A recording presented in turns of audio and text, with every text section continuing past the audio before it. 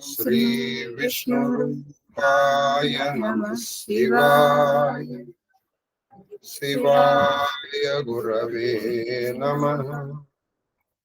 ओम नमः चंडिकाय नारायणं नमस्कृत्य नरं चैव नरोत्तमम् देवीं सरस्वतीं व्यासं ततो जयमुदीरयेत्।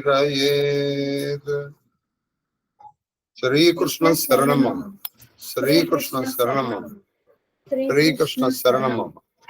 महादेव महादेव महादेव।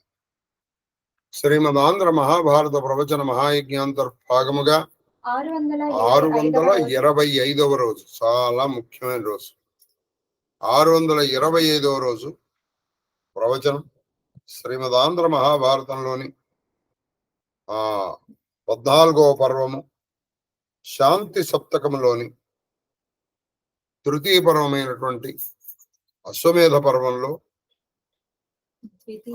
ద్వితీయ అశ్వాసము, పేజీ నంబరు 176, 171 కంద పద్యం.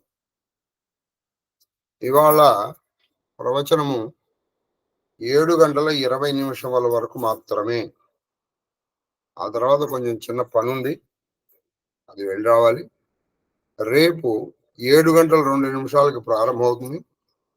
మామూలుగా 9 గంటలకు మనం సాధ్యమైనంత వరకు ఈ అశ్వాసం ఇవాళ రేపట్లో అవుతుంది, లేదా సోమవారం నాడు. ఈ మార్చి 31 లోపల ఈ అశ్వాసం ఈ పర్వాన్ని పూర్తి చేస్తే ఏప్రిల్ లోపల మనకి మిగతా 4 పర్వాలు పూర్తయిపోతాయి. అందులో ఒక పర్వం అయితే ఒకే రోజులో కూడా పూర్తి అయ్యే అవకాశాలు ఉన్నాయి. కాబట్టి పర్వాలను పూర్తి చేసుకుందాం. శ్రీకృష్ణ శరణమమ. ఈ భారత ప్రవచన అనంతరం మనం ఇంకే ప్రవచనం చేసుకుంటలేదు. కొన్ని చదువుకోవాల్సినవి ఉన్నాయి, కొన్ని చేసుకోవాల్సినవి ఉన్నాయి, కొన్ని చేయవలసినవి సాధించవలసినవి ఉన్నాయి. వాటి ద్వారా దృష్టి మలుస్తుంది. అంటే వినాలని అనుకున్నటువంటి వాళ్ళకి చెప్పాను కదా, ఎప్పుడైనా ఫుల్గా కలిసినప్పుడు వారానికి 1 రోజు 2 రోజుల్లో టైం పెట్టుకోవచ్చు. అలానే మిమ్మల్ని పూర్తిగా నేను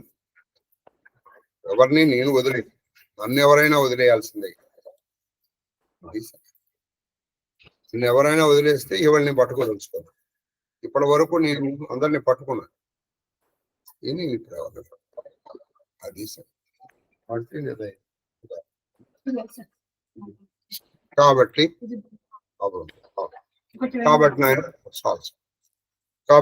మహాదేవ్ మహాదేవ్ మహాదేవ్. చక్కటి దీన్ని అనుగీత అంటారు.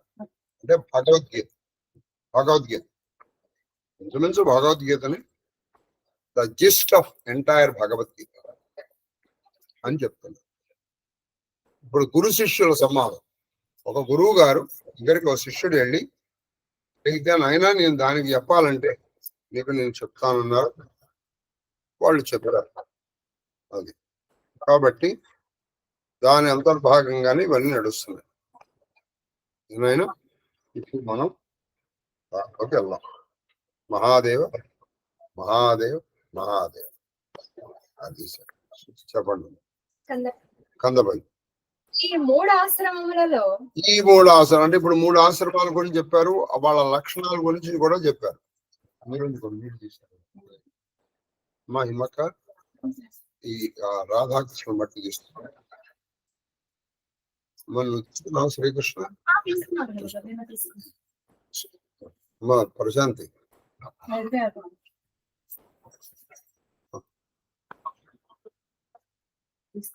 తీసుకొని పెట్టుకోండి. కొంచెం నీళ్ళు ఇదిగో ఇదే మట్టి ఉంది కదా, తీసుకున్నావు. సరే నీళ్ళు చెప్పండి. ఏమిట వర్తించువారలు ఏమిట వర్తించువారలు ఏనియు ఏమి ముక్తిని కామించిన ముక్తిని కామించిన చొరనగు విద్యామూలాచారమైన స్వరణగు విద్యామూలాచారమైన యత్యాశ్రమము అంటే ఈ మూడిటి వాళ్ళు కనుక వాళ్ళు ఎవరికైనా ముక్తి పొందాలనే కారణం ఉన్నది.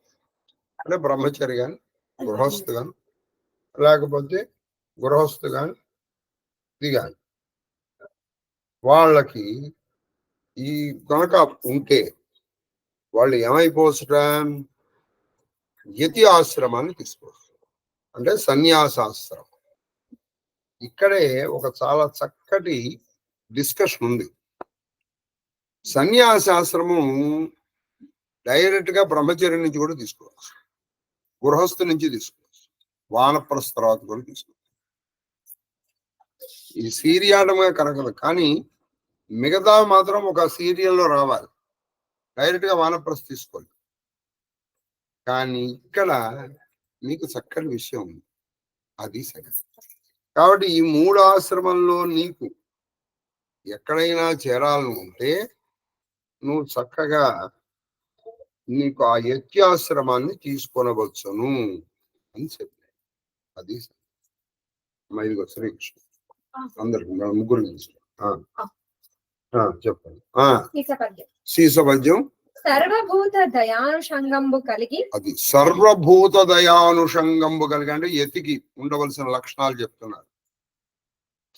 యతికి ఉండాల్సిన లక్షణాలు ఏంటంటే సర్వభూత దయానుషంగంబు, అన్ని భూతముల పట్ల దయ కలిగి ఉండాలి. అన్ని భూతముల పట్ల దయ కలిగి ఉండాలి. అతీత వస్తువుల చింతింపగా, అతీత వస్తువుల చింపగా అంటే అనవసరమైనటువంటి వస్తువుల గురించి ఈయన ఆలోచించకూడదు. ఈయనకి ఏవి కావాలో అవే తీసుకోవాలి. ఈయనకి ఏవి కావాలి, సన్యాసికి ఏవి కావాలో చెప్తారు తర్వాత. యదను ఆగతంబుల మీద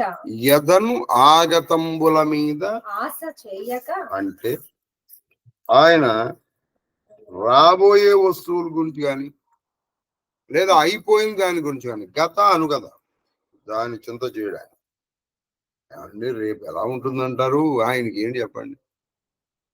లేదు, అయిపోయిన వస్తువుల గురించి అసలు చర్చించాడు. అంతే. ఏమన్నానండి, అప్పుడు నేను ఇలా చేశానండి, అందుకని నా ఈ జీవితం ఇలా అయిపోయింది. ఏది అయిపోయిన దాని గురించి ఆయన చర్చించడు, అవ్వదలసిన దాని గురించి అసలు చర్చించడు. ఆయన ఎప్పుడు నిరంతరము ఆ సన్నిధానంలో ఆ భగవత్ ఆత్మదర్శన రతి అయి ఉంటాడు. ఆత్మదర్శన రతి అయి మాత్రమే ఉంటాడు. తర్వాత వర్తమాన లబ్ధము ఉపేక్ష నిరూఢిని కూర్చుచు, వర్తమాన లబ్ధము ఉపేక్షా నిరతి కూర్చుంచు అంటే ఆయన గతం గురించి ఆలోచించారు, భవిష్యత్తు గురించి ఆలోచించారు. వర్తమానం ప్రస్తుతంలో ఏది దొరికితే అది, ఇది కూడా దొరకాలని అనుకో, ఏది దొరికితే అది దాంతో తృప్తిగా ఉంటాడు. అంగంబుల పూర్వం ఎట్లెట్లు, అది అంగంబుల కూర్మం బెట్లెట్లు ఇంద్రియములలోనికి దిగించుకొనుచు సముచిత కాల భిక్షాచర్య సమతాల భిక్షాచర్యము దొరకున్న ఎంతన నిజ దేహ ఆయన ఏం చేస్తాడు, కూర్మము కనుక తన అంగములు తనలోకి తీసుకున్నట్లే ఇంద్రియ శక్తులన్నిటినీ తన లోపలికి ఆయన తీసేసుకుని, ఇంద్రియ శక్తులు అంటే అంతర్ముఖుడై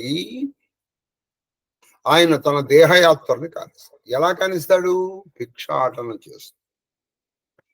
ఆయన భిక్ష, ఇప్పుడు మనం చాలా భిక్ష అనే పదం మిగిలిపోయింది, అది భిక్షాటన జరగాలి. దానికి భిక్షాటన జరగాలి. భిక్షాటన అంటే ఆయన స్వయంగా వెళ్ళాలి. అయితే మనం వెళ్ళాలి అని అంటున్నాం, కానీ మనం కాయిన్ కి అదర్ సైడ్ ఆలోచించాం అనుకోండి. కాయిన్ కి అదర్ సైడ్ అంటే ఇప్పుడు ఉదాహరణకి ఆయన వెళ్ళాలి, మరి యతి వచ్చినటువంటి ప్రదేశంలో భోజనం పెట్టేటువంటి వాళ్ళు ఎలా ఉండాలి? మడిగా ఉండాలి. మరి ఇప్పుడు ఎంతమంది ఇళ్లలో మడిగా ఉండి ఆయనకి పెట్టగల స్థితిలో ఉన్నారు చెప్పండి? పైగా అది కాక అంటే ఇప్పుడు దేశకాల పరిస్థితులను బట్టి వాళ్ళు అలా ఉండడమే ధర్మం. ఎందుకో చెప్తాను. ఇప్పుడు వాళ్ళు ఒక కాలనీలో ఒక పేట తీసుకుందాం. ఇక్కడ ఎవరిళ్ళకి వెళ్ళాలి, ఎవరిళ్ళకి వెళ్ళకూడదో మనకి తెలుస్తుందా? ఎవరిళ్ళకి వెళ్తాడంటే ఎవరింట్లో అయితే తిథి పెడతారో, తిథి పెట్టేసిన తర్వాత ఆ దర్భల్ని పాత బ్రాహ్మణులు అయితే చూరులో కూర్చోండి అంటారు. ఆ మాట అని వెళ్తారు వాళ్ళు. చూరు ఉన్నా లేకపోతే. చూరు ఏంటి అంటే వీళ్ళ ఇంట్లో పితృ కార్యాలు జరుగుతున్నాయి, మనం వెళ్ళొచ్చు అనుకుని వాడు వస్తాడు. ఇప్పుడు అటువంటి ఇళ్ళు ఉన్నాయా? మరి ఆయన భిక్షాటన చేయట్లేదని ఒక్క ఆయన మీదే నిందన్నప్పుడు మనకి అటువంటి ఇళ్ళు కూడా లేవు. అందుకని ఇప్పుడు అక్కడ ఇక్కడ దీని వాళ్ళు పైగా ధర్మబద్ధమైనటువంటి ఇంట్లోనే వాళ్ళు తింటారు. ఇప్పుడు వాళ్ళలో ఏ పితృకార్యమో జరగదు. అటువంటి వాళ్ళలో ఎందుకు తింటారు వాళ్ళు? మరి ఇప్పుడు నీకు అది ఆ గుర్తులు ఏం కనపట్లేదు. మనకున్న ప్రస్తుతం ఉన్నటువంటి ఈ అపార్ట్మెంట్ కల్చర్ లో ఆ గుర్తులు మనం పెట్టలేం. అది సరే. కాబట్టి భిక్షాటనము చేసి తన దేహయాత్రని పూర్తి చేస్తాడు. కాబట్టి ఆయనకి రుచులు ఉండవు. ఈ రుచి విషయంలో మీకు మాట చెప్తాను. చంద్రశేఖర పరమాచార్యులు వారు ఒకసారి భోజనానికి కూర్చున్నప్పుడు, భిక్ష కూర్చున్నప్పుడు ఏంటంటే చాలా బాగుందని తోటకూర పప్పు చేశారు. చాలా బాగుంది అన్నాడు కపాల. వెంటనే ఆ మర్నాడు వాడు తోటకూర మళ్ళీ చేశాడు. ఈయన చూశాడు. చూసి ఆ మహానుభావుడు జగద్గురుడు స్వామివారు వాళ్ళు కొంచెం తినే ఓపిక ఇది లేదా అని లేచి వెళ్ళిపోయి ఆ గోశాలలోకి వెళ్ళిపోయి అక్కడ కొంచెం గోమయం తీసుకొని నాటికి రాసుకొని ఆ మర్నాడు మళ్ళీ వెళ్ళినప్పుడు మళ్ళీ తోటకూరే ఉంది అక్కడ. మళ్ళీ ఈయన అదే పని చేశారు. అలా 3 రోజులు అండి. వాళ్ళు హడిలిపోయారు. పాదాల మీద పడిపోయారు. ఏం స్వామివారు మేము సరిగా వండట్లేదా అంటే, నాయన మీ తప్పు లేదురా, నేను శంకరాచార్యుల వారి తర్వాత ఆ పీఠంలో ఉన్నటువంటి వాడు. ఇంకా నాకు జీవజాపల్యం పోలేదు. ఇది బాగుంది, ఇది బాగుండలేదు అంటున్నాను. ఇది బాగుంది అనేటప్పటికీ నువ్వు అదే చేసావు. అంటే దీని మీద నాకు మమకారం పోలేదు. ఈ మమకారం పోని నేను ఈ పీఠానికి అర్హుణ్ణేనా? కాదు కదా. అందుకని నన్ను నేను శిక్షించుకుంటున్నాను. నేను నీతో పేరు లేదు. సరే, అందుకే అటువంటి మహానుభావులు అలంకరించిన పీఠం కాబట్టి ఆ పీఠానికి వన్య వచ్చి ఎవరు పరమాచార్యులు వారు. కాబట్టి ఇక్కడ చూడండి అసలు. కాబట్టి ఆ యజ్ఞాశ్రమాన్ని తీసుకోవచ్చు, భిక్షాటనతో దేహాత్ర చేయాలి అని.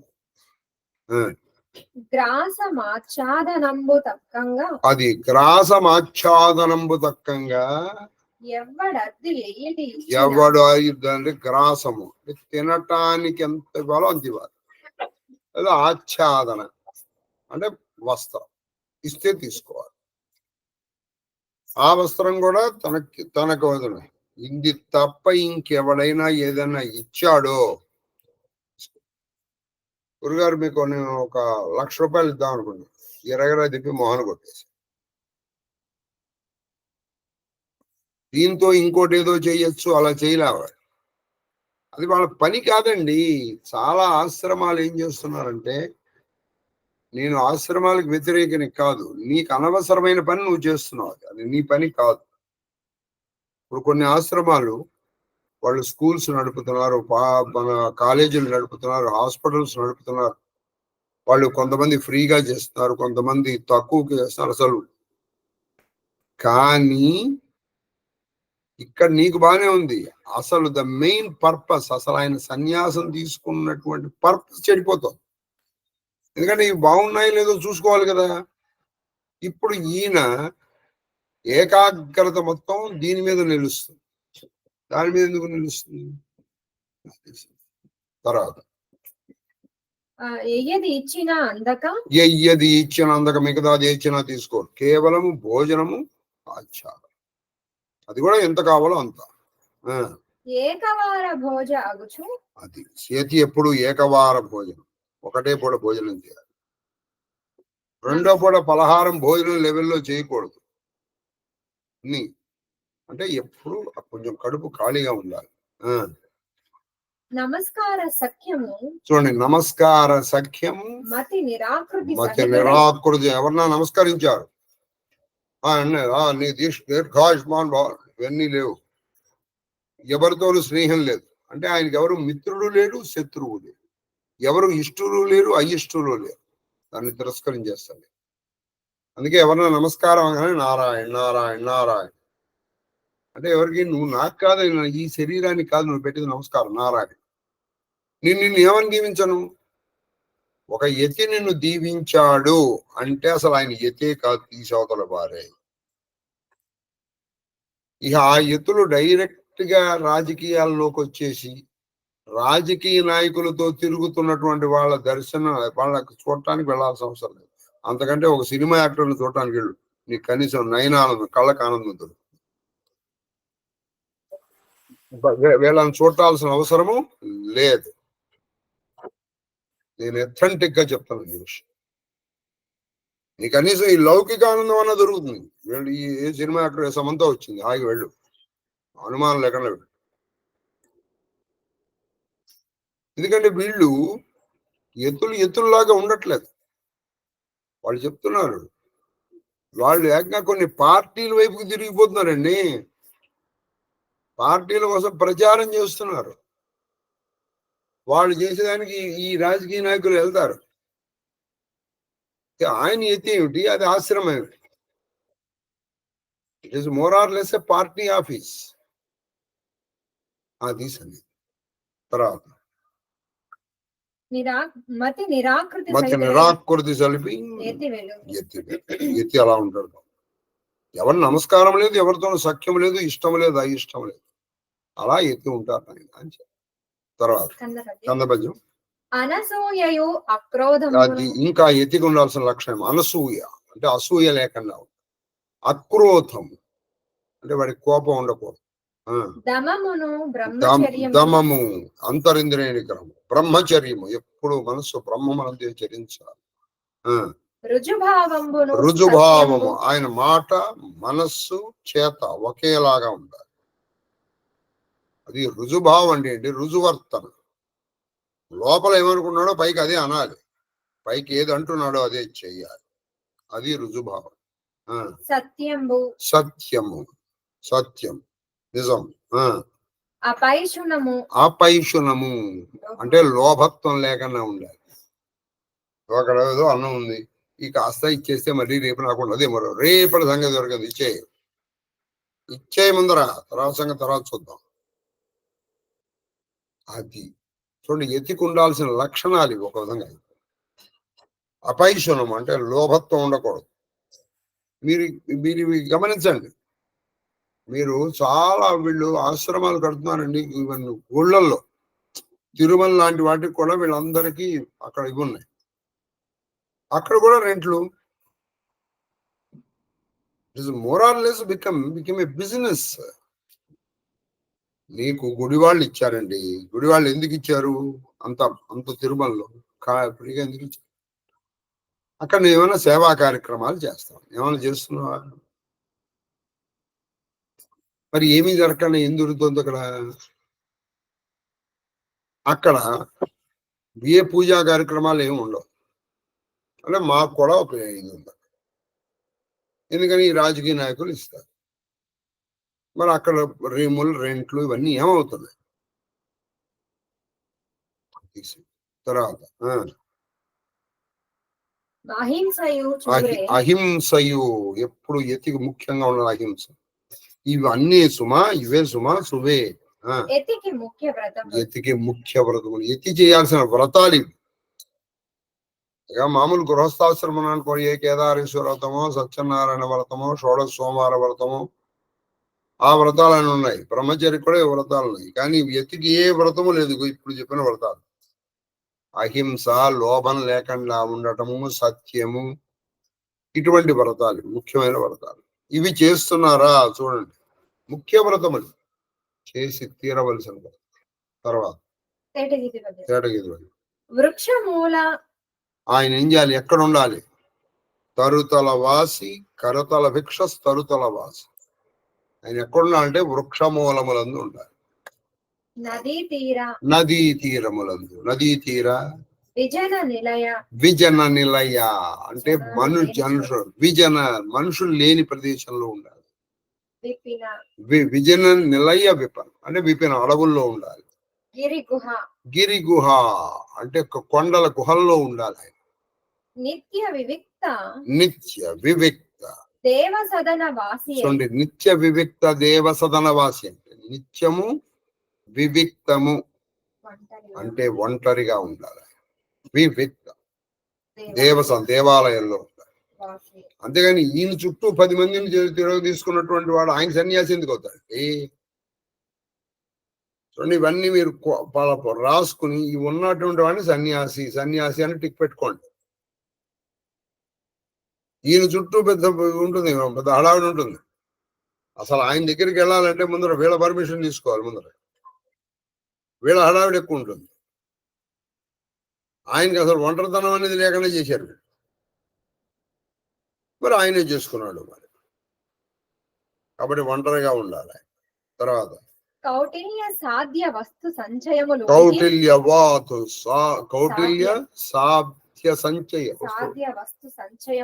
అంటే ఏది కుటిలత్వంతోనూ దుర్మార్గంతోనూ మోసం చేసి ఏ వస్తువుల్ని సాధించకూడదు. యతి ఎలా సంచరిస్తా అంటే ఏ కుటిలంతో అంటే దుర్మార్గంగా మోసం చేసి ఏ వస్తువుల్ని సాధించకూడదు. అది ఏదైనా సరే చాలా రుజు మార్గం ఉండాలి.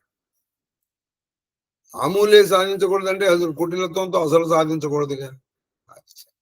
తర్వాత కందపద్యం. తన మేలు ప్రకాశింపక అది తన మేలు ప్రకాశింపక లక్ష్మి వచ్చాడా?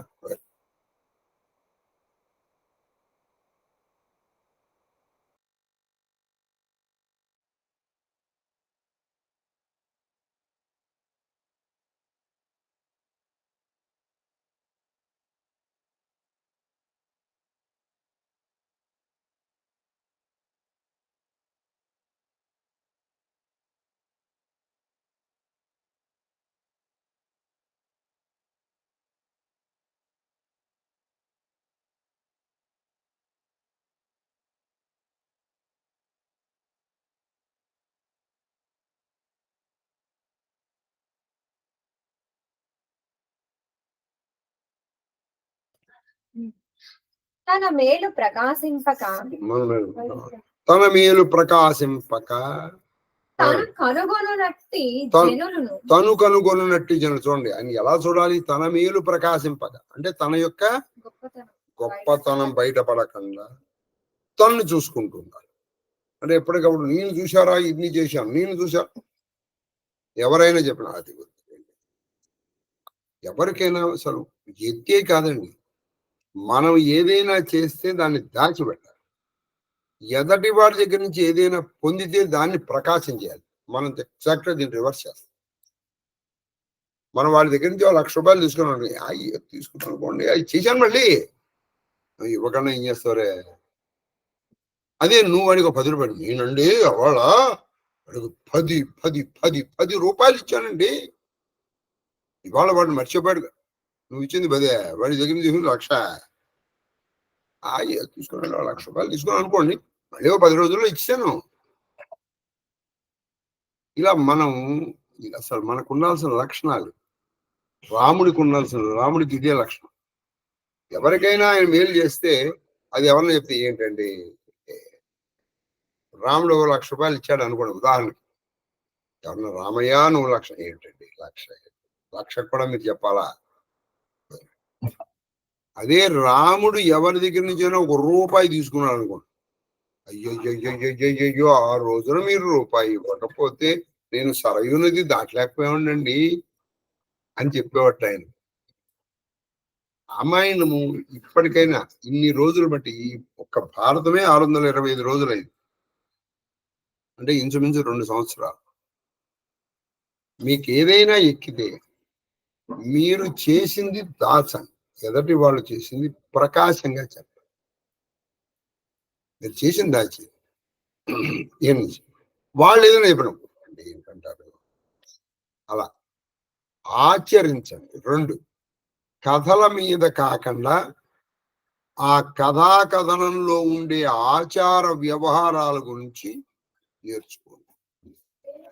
కథాకథనంలో మధ్యలో ఆచారాలు, వ్యవహారాలు, ధర్మాలు అన్నీ వస్తాయి. వాటి మీద మనం మన బుద్ధిని తర్వాత మీ ఇష్టం. ఈ 2 మీరు చేస్తే నిజంగా గురుదక్షిణ మీరు ఇచ్చినట్టే. ఈ 2 కనుక మీరు చేస్తే గురుదక్షిణ. ఎందుకంటే భాగవతం అయిపోయిన తర్వాత 2 వ్యక్తులు, ఎవరు, మన కీర్తిశేషులు లక్ష్మీనారాయణ గారు, మా తల్లి జయలక్ష్మి గారు, ఇద్దరు కూడుకొని మీ అందరి సహకారంతో ఏదో నాకు సన్మాన సభ ఏర్పాటు చేసి ఏవో 2 సంఖ్యలు వేశారు, చేతికోటి కాలికోటి. భారతం అయిన తర్వాత అది ఉంటుందని నేను అనుకోను. ఎందుకు అనుకోనంటే ఒక ఆయన లోకాంతరం, ఒక ఆవిడ దేశాంతరం వెళ్ళిపోయారు.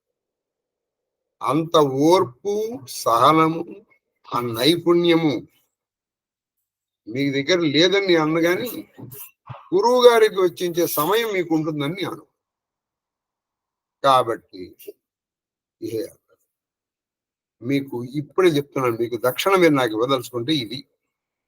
మీరు చేసింది మొత్తంగా ఉంచండి. ఎప్పుడు అది బయటపడితే వెంటనే దాన్ని కట్ చేయండి. ఎదటివాడు చేసిన చిన్న సహాయాన్నైనా పెద్దగా చూపించండి. మీరు ఎప్పుడైనా ఎవరైనా ప్రవచనం చెప్పేటప్పుడు లేదా మీరు చదువుకున్నప్పుడు కథాకథనానికి కాదు మనకు కావాల్సింది ఇంపార్టెంట్. ఆ కథ మధ్యలో ధర్మాలు, న్యాయాలు, నీతులు, వాటికి మెరుగు. అందుకే మనం శాంతి అనుశాసక పర్వాలు ఇంతసేపు చెప్పుకునేది. శాంతి అనుశాసక మీరు కావాలంటే సంపూర్ణ భారతం చెప్పిన ప్రవచనకర్తలు శాంతి అనుశాసక పర్వాలకి ఎన్ని రోజులకి వెచ్చించారో మీరు చూసుకోవచ్చు. మిగతా మనం దాదాపు ఈ శాంతి అనుశాసక పర్వాలకే ఎక్కువ సమయాన్ని కేటాయిస్తాం. అది ఇంచుమించుగా 6 నెలల బట్టి చెప్పుకుంటున్నాం మనం. చెప్పండి. తను కనుగొనున్నట్టి జనులు ఉదాసీనతమైన అది ఆయన ఎవరన్నా ఈయన గురించి చాలా ఎక్కువ చదువుతా, వాళ్ళ గురించి ఈయన ఉదాసీనంగా ఉండాలి. వాళ్ళండి నేను వెళ్ళేటప్పటికి ఎంత చేస్తారో తెలుసా అని వీళ్ళు వాళ్ళని ఎక్కిచ్చేస్తారు, వాళ్ళు వీళ్ళని ఎక్కించుకుంటారు. వీళ్ళు ఒకళ్ళ డబ్బా వాళ్ళు కొట్టుకుంటారు. జరుగుతుందంటే అలా చెప్పాలి. తగియడు చందమ్మన వర్తించు ఎతి సర్వముక్తతను సర్వము నుంచి ఆయన ముక్తుడవుతాడు. ఎప్పుడు ఈయన ముక్తుడవుతాడంటే ఈయన మేలు ప్రకాశం తీరు. ఎవరైనా ఈయన గురించి చెప్తుంటే ఆయన అభిమానం, నేను ఆయన అభిమానం అని చెప్పేసి అనే టాపిక్ ని డైవర్ట్ చేయండి. అది అంతేగాని అదేదో సన్మాన సభలాగా పెట్టినట్టు ఈ సన్మానం చేసినట్టు ఈ రోజులు మెచ్చుకున్నట్టు మెచ్చుకోకూడదు. అది తర్వాత మా టైం చూడాలి. కరెక్ట్ గా 7:20కి ఆపేయాలి. అని ఎరింగ్ నుంచి మరియును శేషపద్యం. సన్యాసమన తపశ్చరణము పేరు. అది సన్యాసం అంటే తపస్సు చరణమునకు పేరు. అది గుర్తుపెట్టుకోండి. సమ్యక్ న్యాసం మొత్తం వదిలేస్తాడు. నువ్వు తపస్సు చేస్తున్నాడా? వాళ్ళు ఒకప్పుడు చేయించేవాళ్ళండి, వాళ్ళని కొన్నాళ్ళు మౌనంగా ఉండించేవాడు. ఆ ముఖం కొన్ని ఇచ్చి అవి చేయమనేవాడు. ఆ గురువులు అలా శిక్షణ ఇచ్చేవాడు. నిజంగా శిక్షించి శిక్షణ ఇచ్చిన గురువునే గురువు అని పిలవాలి. మీరేదో అదొక ఇట్స్ నాట్ ఎ పోస్ట్. అది తపశ్చరణమనికి మారు పేరు సన్యాసం. సన్యాసానికి మారు పేరు తపశ్చరణ. తపో జ్ఞాన యుక్తి ప్రబుద్ధులైన జనములు అంచిత్యం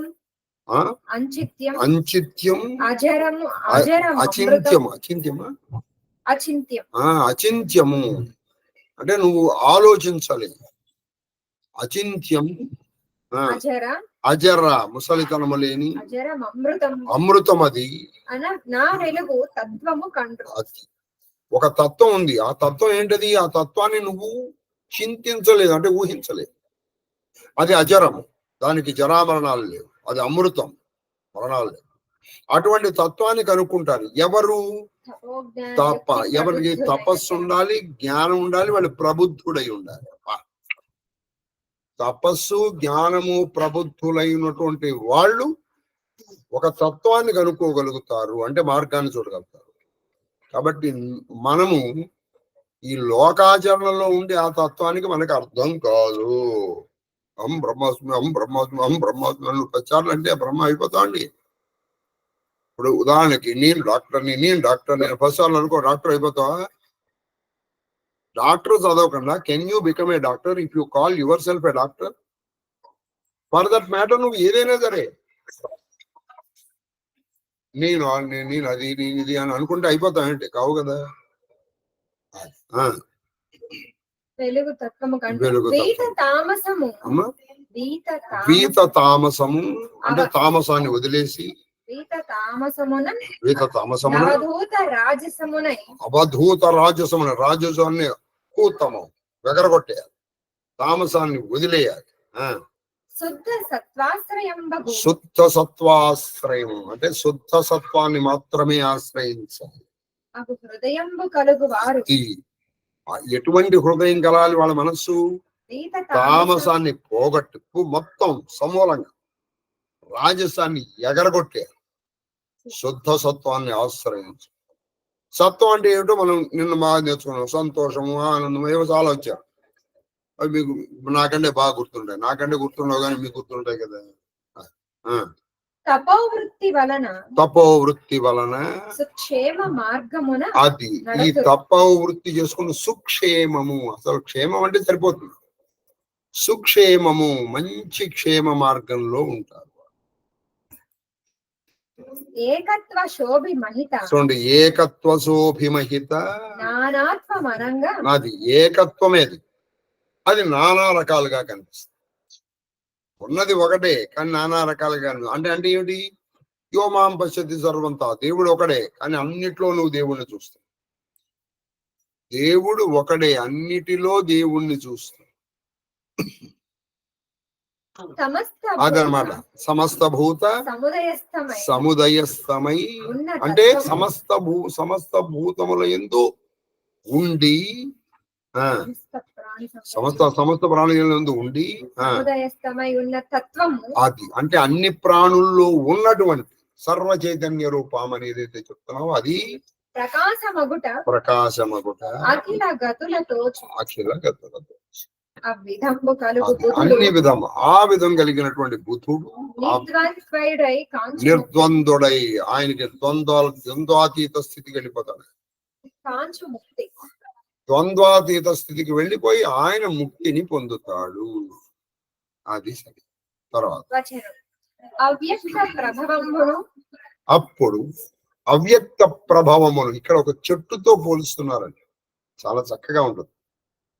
భాగవతాన్ని కూడా పోతన గారు ఒక చెట్టుతో పోల్చారు. లలిత స్కందము కృష్ణమూలము సుకాలాపాభిరామంబు మంజులతాశోభితమున్ సువర్ణ సుమనస్సుజ్ఞేయం సుందరోజ్వల వృత్తంబు మహాబలంబు విమల వ్యాసాలవాలంబునై వెలయున్ భగవతఖ్య కల్పతరువుర్విన్ సద్విజశ్రేయమై అని రాశారు. ఈ పోతన గారు ఈ పద్యం రాయడానికి తిక్కన గారు ఈ పద్యము ఇన్స్పిరేషన్.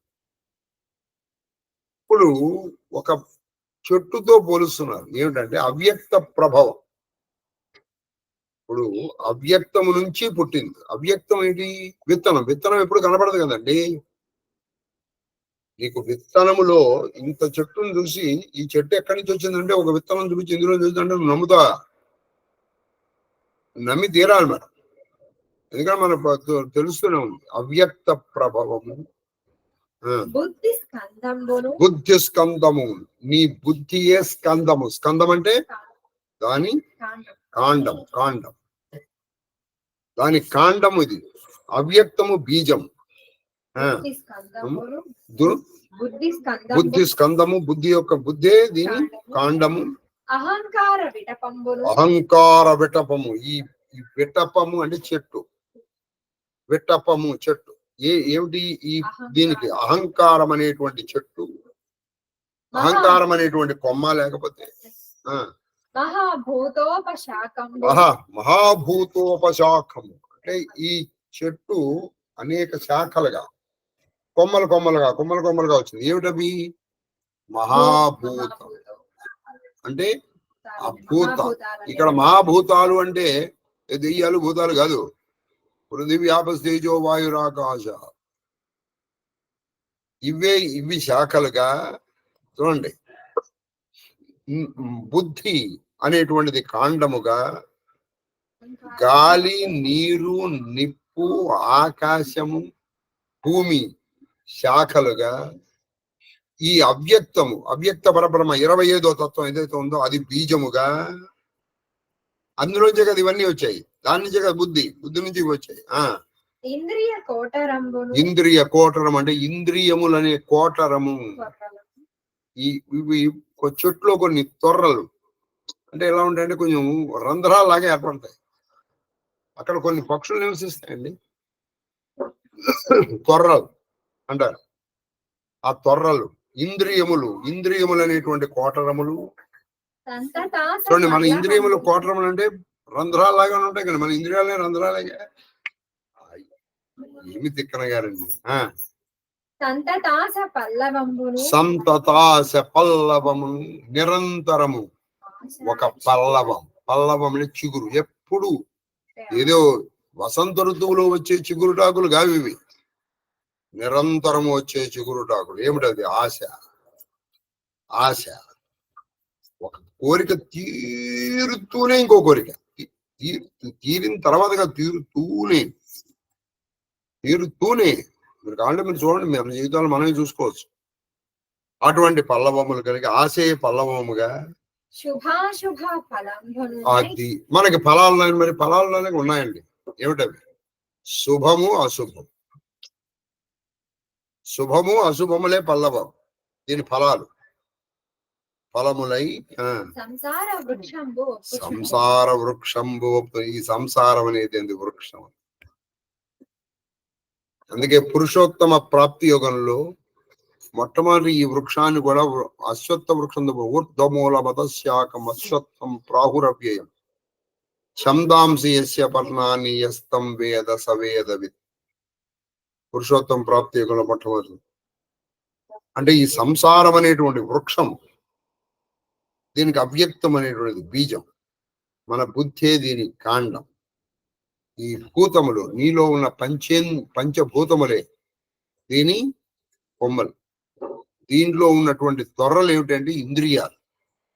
నీలో నిరంతరము జనించేటువంటి ఆశ, పల్లవాలు, చిగురుటాలు. మరి దీనికి పళ్ళు, కొన్నిసార్లు శుభాలు, కొన్నిసార్లు అశుభాలు. ఇది కూడా బలమే. ఇది సంసార వృక్షములే. ఏమి బ్రహ్మదేవుడు, ఏమి ఆ ఋషులండి.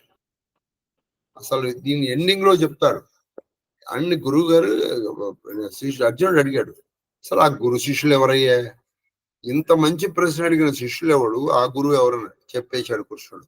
అది నేను మీకు చెప్పను, అప్పుడు చెప్తాను. చెప్పండి. కందపద్యం. ఎందుకంటే అటువంటి ప్రశ్న అలాగే నేర్పు కూడా ఉండాలండి. మీరు ఒప్పుకున్నా ఒప్పుకోకపోయినా, డాక్టర్ కల్లూరి సుబ్రహ్మణ్యం గారు లేని తర్వాత ఏది ఆ నేర్పదు. ఆయనకి మనకి తెలిసినంత సబ్జెక్ట్ తెలియకపోవచ్చు, కానీ ఆ నేర్పరితనం కొంతమందిలోనే పరిప్రశ్న వేసేటువంటి శక్తి ఉంది. ఆ పరిప్రశ్న వేసేటువంటి శక్తి ఉంది ఖచ్చితంగా.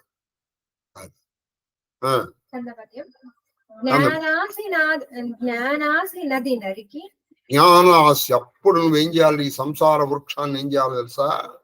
నరికేయాలి. అలాగే అండి. మరి కత్తి నేను ఇస్తానన్నాడు భగవాన్. ఏమిటి ఆ కత్తి? జ్ఞానం అనేటువంటి కత్తితో దాన్ని నరికి, ఇదండి సంసార వృక్షాలు. నరికి అభిమాన అహంకార మతి అభిమాన అహంకార మతి నియతినగు పురుషుండు. అది అభిమానము అహంకారం ఈ రెండింటిని ఏం చేయాలి? మతి నియతి అంటే వీటిని నియంత్రణలో పెట్టుకోవాలి. అభిమానం దురభిమానంగా మారకూడదు. అభిమానం అసలు అభిమానం లేకుండా ఉండకూడదు. అంటే ఆత్మ గౌరవం ఉండొచ్చు, ఆత్మాభిమానం అహంకారంగా మార. అలాగే కొంతవరకు అహంకారం ఉండాలి. గర్విత గానలోలుప అని ఆవిడికి పేరు, కొంత ఉండాలి. కానీ అది శృతి మించి రాగాన పడకూడదు. అన్నారండి. దీన్ని నియమంలో పెట్టుకుని జ్ఞానం అనేటువంటి ఖడ్గం తీసుకుని ఈ సంసార వృక్షాన్ని నరికి అవతల పారేసి అలా చేసినటువంటి పురుషుడు అంటే జీవుడు ఆనందము ప్రస్ఫుటముగా అది ప్రస్ఫుటముగా కానంగా నేర్తూ అది ఓ విగత కల్మషులారా, ఓ ఋషులారా, వాడు ఆనందాన్ని పొందుతాడు అన్నాడు. అది ఎవడు? ఈ సంసార వృక్షాన్ని జ్ఞానం అనేటువంటి ఖడ్గంతో నరికి అభిమానాన్ని అహంకారాన్ని నియమం అదుపులో ఉంచుకున్నవాడు వాడు మాత్రం. తర్వాత అసంగ శస్త్రేణ ఇదేనా కరెక్ట్ చెప్పారు ఆయన. ఏది? ఇదే పురుషోత్తమ ప్రాగంలో చెప్పారు నాయన. చెప్పాడు అసంగ శస్త్రేణ దృఢేన చిత్వ. నువ్వు ఒక ఖడ్డంతో నరికే. ఏది? ఊర్ధమూల వదశాఖం. ఎట్లాగా? అసంగము అంటే నువ్వు సంగమం పెట్టుకోవద్దు. ఒంటరితనం ఉన్నప్పుడు జ్ఞానం వస్తుంది. జ్ఞానం అంతా కట్టి నువ్వు వీడితో సంగమం పెట్టుకుని, వాడితో సంగమం పెట్టుకుని, వాడితో ఈ మంత్రాలు చేసి నాకు జ్ఞానం వచ్చింది, నాకు జ్ఞానం వచ్చింది అంటే ఏడొచ్చింది జ్ఞానం? ఏమీ రాలేదు. కానీ అసంగ శస్త్రేణ దృఢేన చిత్వ అని పురుషోత్తమ ప్రాప్తి యోగంలో చెప్పారు. ఆటవెలది నిమిషమైన పరమ నియతి. చాలా గొప్ప మాట చెప్తున్నానండి మీకు. భాగవతం చెప్పేటప్పుడు నేను ప్రాక్టీస్ చేయమని చెప్పాను. ఒక రోజులో కొన్ని నిమిషాలు, ఒక వారములో ఒక గంట, ఒక మాసములో కొన్ని గంటలు, ఒక సంవత్సరంలో ఒక్క రోజు. నువ్వు నేనెవరిని కాదు, ఈ పేరు నాది కాదు, ఈ ఊరు నాది కాదు, ఈ శరీరం నాది కాదు, నేను కేవలము పరమాత్మ. ఇది ఈ శరీరం అనే కప్పు వేషం వేసుకున్న నటుని. భగవంతుడు నన్ను ఈ వేషం వేసి పంపించాడు, ఇది వేషమే అని అనుకుని. ఇది ఎప్పుడు వేషం అనుకున్నాను. సినిమా చూసామండి, సినిమా చూశారు, గుంటూరు కారం చూశారు. ఆ గుంటూరు కారంలో నిజంగా వాళ్ళ అమ్మది పోయిందే. వాళ్ళ అమ్మ కోసం వాడు వెతుకుంటూ వెళ్ళాడు. వాళ్ళ అమ్మ ఎలాగో వచ్చేపోయింది. కానీ వాళ్ళ సినిమాలో ఉంది చూసారా, సినిమా చేస్తున్నంతసేపు వాళ్ళ అమ్మ కోసం వెతకడం ఇదంతా ఉంది.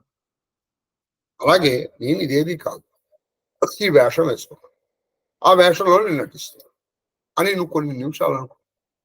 ఖచ్చితంగా ఒక రోజుగా నేను నీకు జీవ బ్రహ్మైక సార యోగం చేస్తాను. మనం కొన్ని రోజుల్లో కొన్ని ముందర నిమిషాలు, సెకండ్లు అనుకో, కొన్ని సెకండ్లు టైం పెట్టుకోవచ్చు. ఆ సమయంలో సపోజ్ ఆ సమయంలో చీవేధవా అన్నాడు అని నువ్వు వదిలేశావు, అయిపోయింది. నువ్వు అడుగులు వేస్తున్నావు. అయితే ఇది గుర్తుపెట్టుకుని అప్పుడు నువ్వు అన్నావు. అసలు అప్పుడు జరిగిన సంఘటన నీకు ఏది ఉండకూడదండి, అది గుర్తుపెట్టుకోండి. ఇప్పుడు నేను ఇదేదో ప్రాక్టీస్ ఏమన్నా అని సపోజ్ నువ్వు 7 to 7 గంటల 5 నిమిషాల వరకు ఎవడు దూషణ భూషణ తిరస్కారములను నువ్వు తిరస్కరిస్తావు అని చెప్పాను. 7-5 వరకు ఏం మాట్లాడకుండా చీ వెదవా నన్ను కాదు అనుకుని 7-6కి ఇవన్నీ మైండ్లోకి వెళ్ళినాయి కదా చెవులోంచి. రా నువ్వు నన్ను ఇన్నంటావా అని నువ్వు వాళ్ళు అన్నదానికి డబల్ అన్నావు అనుకో, అంతకంటే అప్పుడు వెంటనే అంటేనే బెటర్. ఎందుకని? ఈ అంటున్నంతసేపు నువ్వు మనసులో అనుకుంటావు 7, 6 అవ్వని వీడి పని చెప్తా, 7, 6 అవ్వని వీడి పని చెప్తా. నువ్వు నిజంగా అయిపోయింది, అంతకంటే వెంటనే అంటాం పెట్ట.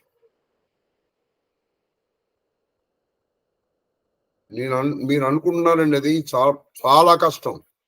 సపోజ్ ఆ సమయంలో వచ్చేవాడు తూ అని మెచ్చాడు అనుకో, ఆ సమయం చేయగలరా చెప్పండి ఎవరైనా ధైర్యం ఉన్నవాళ్ళు? కొన్ని నిమిషాలే, రోజుకి కొన్ని నిమిషాలు చాలు. వారమునకు 1 గంట, గంట చాలా ఎక్కువ అండి, వదిలేసి. ఒక వారమునకు 7 రోజులు కదా, కాబట్టి 7 నిమిషాలు. రోజుకు 1 నిమిషం, వారానికి 7 నిమిషాలు.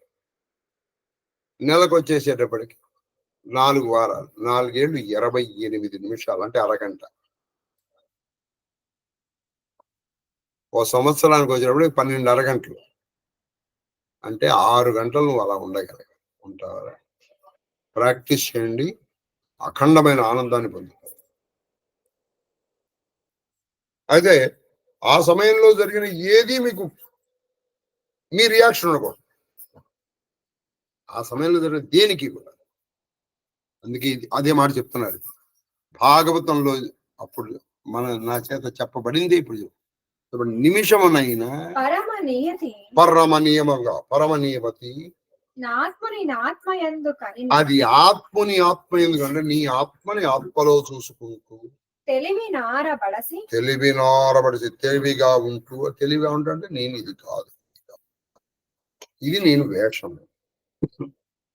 ఇప్పుడు సినిమాలో హీరో విలన్ కొట్టుకుంటారు, కొట్టేస్తారు, వాళ్ళు పడిపోతారు. వాళ్ళు వెంటనే అది గుర్తుపెట్టుకుని బయటకు వచ్చి కొట్టుకుంటారా? ఏం చేశారండి అని మీరు అనగలరా చెప్పండి? ఆ నిమిషం తర్వాత అబ్బా ఈ శరీరాన్ని ఏం తిట్టేవరా నువ్వు, ఈ శరీరాన్ని ఏం తిట్టావు. కానీ ప్రాక్టీస్ చేస్తే మాత్రం అండి, ఇక్కడ మీ ఇంట్లో మీరు సన్యాస యోగం తీసుకున్నట్టు, మీ ఇంట్లో మీరు సన్యాస యోగం తీసుకున్నట్టు. కాబట్టి రేపటి నుంచి ప్రాక్టీస్ చేసి ఎవరినైనా సాధించిన వాళ్ళు ఉంటే చెప్పండి. చూడు, బోధమహిత మునులు పొందు అంటే జ్ఞానముతో నిండినటువంటి మునులు ఏం పొందుతారంటే అవ్యయగతి. అవ్యయగతి అంటే ఎప్పుడు వ్యయము తక్కువ కాని స్థితి, అంటే మోక్ష స్థితిని పొందుతారు. పొందకండ్రు ప్రకృతి పొందు తొలగి. ప్రకృతి అంటే ఈ ప్రకృతి నుంచి పొందుపోతుంది. చూడండి, ప్రకృతి పొందుపోతుంది, ఆ పరమాత్మతో పొందు కుదురుతోంది. అది సంగతి. ప్రకృతితో నీకు పొందుపోతావు అంటే ఇక్కడ వీళ్ళతో సంఘం పోయింది, ఆయనతో సంఘం పోయింది. ఏది నిమిషమైనా అన్నాడు అంటే నువ్వు ప్రాక్టీస్ చేయడంలో చేయలేవు నువ్వు ఆ సమయంలో. అందుకే నువ్వు పూజా సమయంలో సమయం పెట్టుకో. మనది మన వాడు కాదు, నన్ను కాదు. తర్వాత 189 పద్యాలు చెప్పామండి. మరి అబ్బో 4 నిమిషాలు ఎక్కువైపోయింది. ఇంకో వెళ్ళాలి. 180 అయినాయి కాబట్టి 20 + 28 48 పద్యాలు ఉన్నాయి. రేపు చేసే ప్రయత్నం చేస్తాను, కానీ నేను తొందరపడను, ఎందుకంటే మంచి విషయాలు ఉన్నాయి. రేపు కాకపోతే సోమవారం చేస్తాను.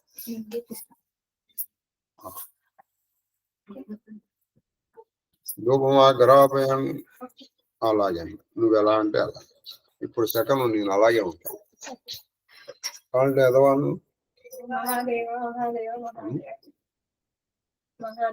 నిన్న కిమక్క మనకేదో చెప్తోంది, మనకి వినపడలేదు. ఇప్పుడు ప్రత్యక్షంగా చెప్తుంది. చెప్పమ్మా, తొందరగా చెప్పు. నేను వెళ్ళాలి, నువ్వు కొంచెం ముందరికి రావాలి. నా గొంతు నేను ఇక్కడ వచ్చి చెప్పు, అందరూ వినాలి. అయ్యా వినపడుతుందా? ఆవిడ వైపు పశువులలో మేక ఒకటి. అయ్యా వినపడుతుందా?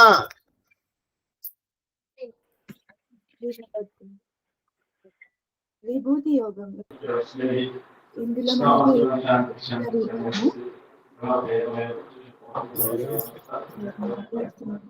ఎవరో మాట్లాడుతున్నారు. ఎవరు? రాళ్లపల్లి మహాదేవ గురువు గారు సరిగ్గా వినిపించట్లేదండి. ఆవిడ గొంతే అంతమ్మా. అమ్మా కొంచెం గట్టిగా చెప్పమ్మా. గట్టిగా చెప్పా. ఏదో సీక్రెట్ చెప్పినట్టు చెప్తావు. పశువులలో మేక ఉంది కదా, అది అమ్మా వినపడుతుందా? మొదటిసారి తర్వాత దిక్కులలో ఊర్ధ్వముఖం ఉంది. అయితే మీరు మేక అని చెప్పినప్పుడు దాంట్లో ఈ దక్షిణ జగతి ఇక్కడ మేక పెట్టారా, ఏమి ఆ మేకది ఆ విభూతి ఏంటని అడిగాను. వినపడిందా మీకు? అయ్యా వినపడిందా? మహాదేవ గురువు గారు పూర్తిగా అర్థం కాలేదండి. సరే నాకు అర్థమైంది, నేను చెప్తాను. ఇప్పుడు పశువుల్లో మేక అని చెప్పారు కదా, భగవద్గీతలో లేదు కానీ ఇందులో అనుగీతలో ఉంది. మరి దక్ష ప్రజాపతి కూడా ఆయన మేక పెట్టారు కదా. అయ్యా ఎందుకని? దీంట్లో మేక ఉండడానికి అర్థం ఏంటంటే చెప్తాం. చాలా చక్కటి ప్రశ్న. అయితే ఆవిడ సహజంగా మరి ఈవిడ మన అదృష్టం కొద్దీ టీచర్ కాల. టీచర్ అయి ఉంటే ఆ మొదటి పెంచే వాళ్ళు కూడా అంటూ ఉండేది. వాళ్ళు లిప్ మూమెంట్ పెట్టుకుని ఈవిడ కాల్సి వచ్చేది. వీళ్ళ వదిన కూడా ఉంది, ఆవిడ అంతే. మరి ఆవిడ పాఠం ఎలా చెప్తుందో మనకి తెలియదు. సరే, అయితే అజ ఎప్పుడు కూడా శాస్త్రం ఏం చెప్పంటే అజుల మధ్యించి ద్విజుల మధ్యించి వెళ్ళకూడదు. అజ అంటే అగ్నిస్వరూపము. అజుల మించి ద్విజుల మించి వెళ్తే మన ఐశ్వర్యం నాశనం అయిపోతుంది. అంటే రెండు మేకల మధ్య నుంచి వెళ్ళకూడదు ఎప్పుడు. అలాగే ఇద్దరు బ్రాహ్మణుల మధ్య నుంచి కూడా వెళ్ళకూడదు. అజుల మించి ద్విజుల మీద వెళ్తే మన ఐశ్వర్యం నాశనం అయిపోతుంది. ఎందుకయ్యా అంటే అజము మేక అగ్నిస్వరూపం. అందుకే అగ్నిదేవుడి యొక్క వాహనం ఏంటి? అజుడు. అగ్నిదేవుడి యొక్క వాహనం కాబట్టి అజుడికి అంత ప్రాముఖ్యత ఇచ్చారు. దక్ష ప్రజాపతి అంత నేరం చేసినా మరి ఎంతైనా ప్రజాపతి కదండి. ప్రజాపతుల్లో కల్లా అతను మొట్టమొదటివాడు. అందుకని శ్రేష్టమైన మేకని తీసుకొచ్చి అతనికి పెట్టారు. శ్రేష్టమైన మేకను తీసుకొచ్చి అతను పెట్టారు. పెట్టి అతని చేత అభిషేకం చేయించారు. మే మే మే అనిపించారు. వీళ్ళందరూ శం చ మే అయశ్చమే ప్రియం చమే అను చమే అనిపించారు. కాబట్టి శ్రేష్టమైనది మేక, అందుకని అలా పెట్టారు. ఏమో ఎంతవరకు పెట్టారు?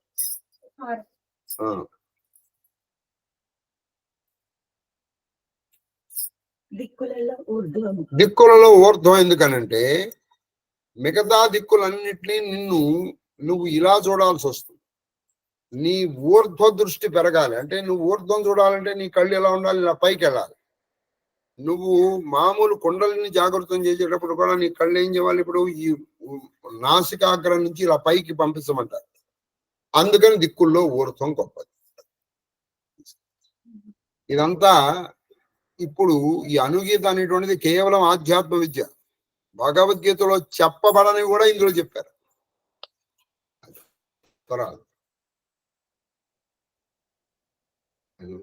ఆ సతీష్ ని మాట ఎలా వింటున్నాడో మన ఫ్యాన్ వేసుకోరా మా ఇంట్లో. మీ ఇంట్లో లక్ష్మీ కళత్రం లలితాభ్యనేత్రం